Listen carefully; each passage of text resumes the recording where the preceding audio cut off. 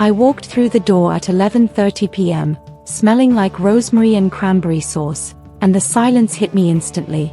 I didn't even have time to take off my coat before Liam appeared from the darkness of the living room, standing absolutely still. "Where were you?" he asked, his voice low and tight. It wasn't a question, it was an accusation. I knew, instantly, that the evening of warm laughter and good food was about to be obliterated. I stammered, "I was at Sarah's Friendsgiving, like I told you. I sent you a text when I left." He didn't move. He just stared at me with this look, a blend of hurt and absolute fury, that always makes my stomach clench. We've been together for 2 years, living together for 18 months. When we started, Liam was the kindest, most supportive partner I could imagine. He was my rock, the person who encouraged me to be more social, more confident. But somewhere around the 1-year mark, something shifted. It was small at first. He'd voice a preference that I stay in rather than go to a casual gathering. If I bought a new dress, he'd give it the once-over and suggest I wear something a little less distracting. He'd always preface these comments with, "I just care about you so much, I worry about how other people might see you." It never felt like criticism, it felt like protective love, which, looking back, was the perfect cover. Sarah's Friendsgiving is an annual tradition for our entire extended friend group. It's loud, chaotic, and exactly what I needed after a stressful quarter at work.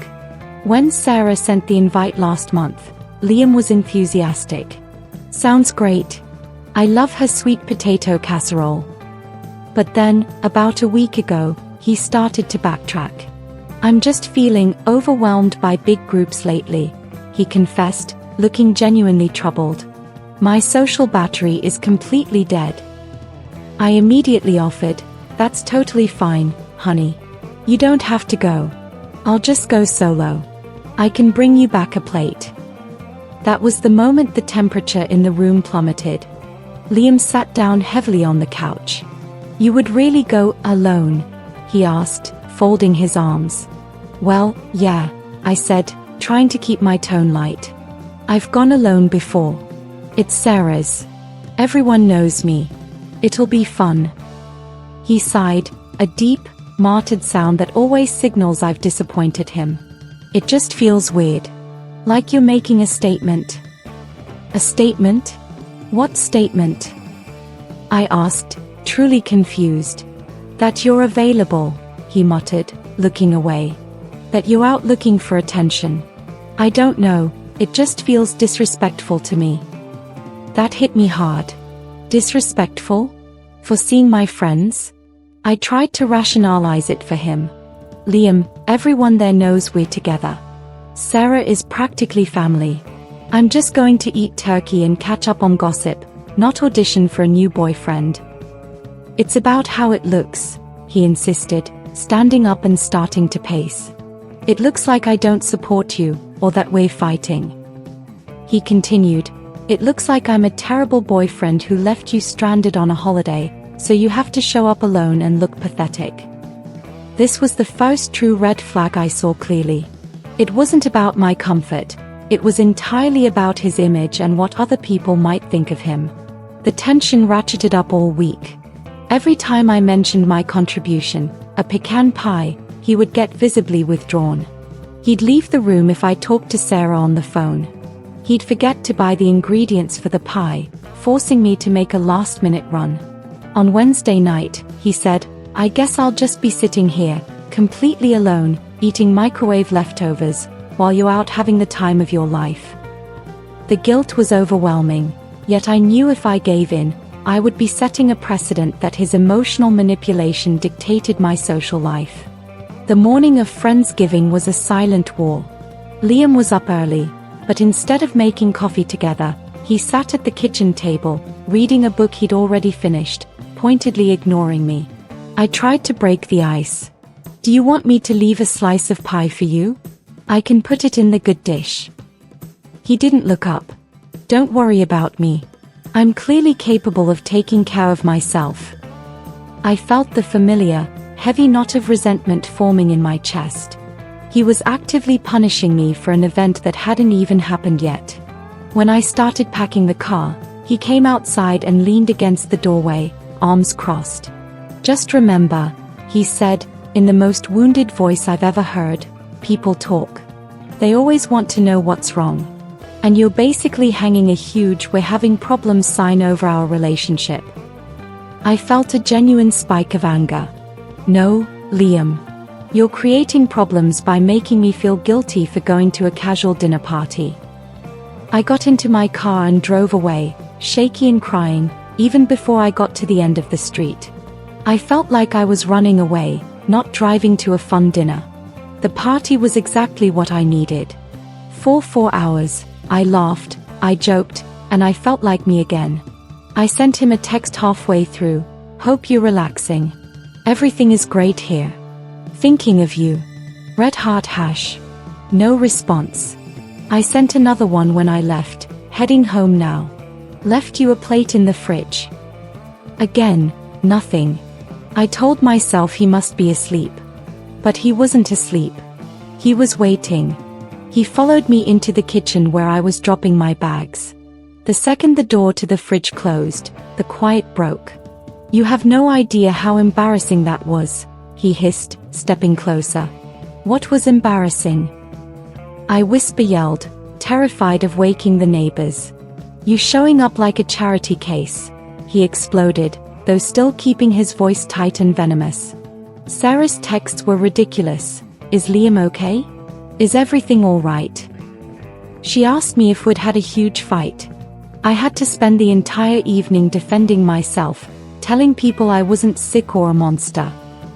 I realized my friend group hadn't thought I was pathetic. They thought Liam was ill or we were fighting. And Liam had spent his whole night fixating on their perception of him. "Liam, I went because I wanted to see my friends. I'm a grown woman, I don't need your permission, and my social life is not a reflection of your worth as a boyfriend." I finally snapped. He flinched back, but instantly pivoted to manipulation. "That's a cruel thing to say," he said, his voice now dangerously soft.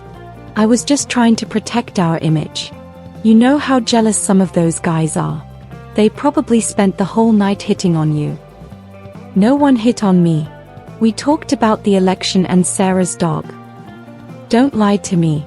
You went alone. You knew how I felt. And you went anyway. That is a hostile act. You deliberately chose to make me look like the bad guy to your friends." He stood over me, demanding, "Admit it. You were trying to embarrass me. You were trying to make me feel small."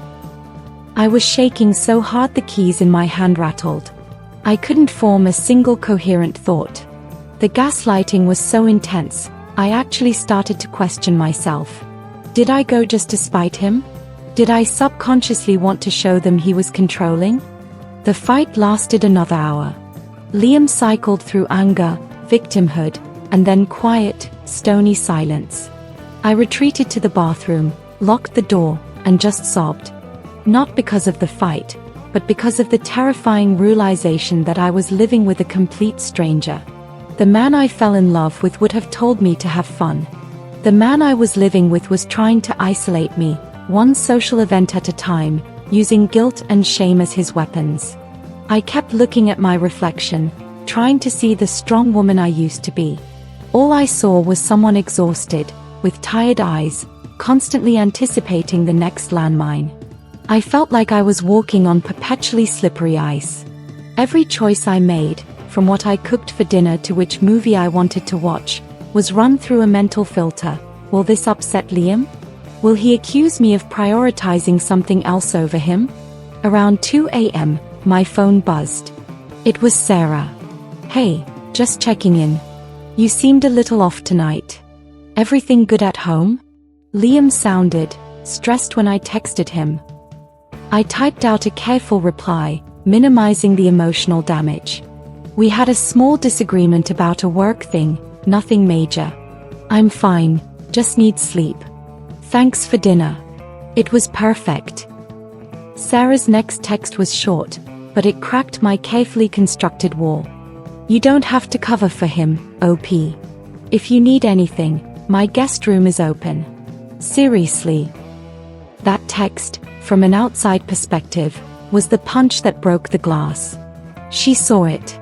My friends saw it.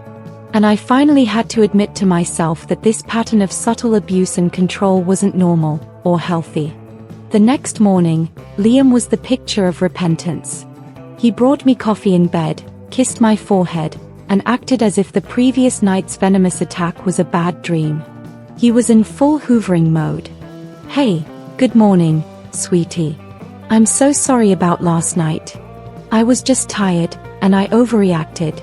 I didn't mean any of those things," he murmured, stroking my hair. He didn't apologize for what he said, only for how he said it, or that he overreacted. Never for the accusation itself. I sat up, pushing the blanket away. This was the moment I had to be strong. "Liam, you accused me of trying to publicly humiliate you simply because I went to a friend's house for dinner without you," I said, my voice shaking less than I expected. "That is not an overreaction. That is controlling. That is manipulative." He immediately got defensive. "Oh, here we go. Manipulative? I was just expressing that I was hurt that you didn't want to be with me on a quasi-holiday. I was invited. You were invited. You chose not to go. I chose to go. That's the end of the story," I stated firmly. "But you turned my choice into an act of aggression against you. You made me feel like I'm selfish for having independent friendships." He leaned back, putting on his ultimate hurt face. "I can't believe you're doing this. After all I do for you. You are blowing this entire thing out of proportion." In that moment, seeing the familiar dance of denial and deflection, I realized I didn't want to dance anymore. I saw my future flash before my eyes, constantly having to choose between the man I love and the person I am. I got out of bed, walked to the closet, and started packing an overnight bag with my essentials. He just watched me, disbelief turning to cold anger again. "What are you doing? Where are you going?" "I'm going to Sarah's," I said, zipping the bag closed. "I need space to figure out if I can be with someone who tries to break down my friendships and control my movements." He didn't respond. He just sat there, arms crossed, the silence heavier than ever before. I walked out the door, the pecan pie still sitting on the counter. I'm sitting in Sarah's guest room now. I feel terrified, guilty, and profoundly, unexpectedly free. What do you think? Should I stay or leave? If you were in my shoes, what would you do?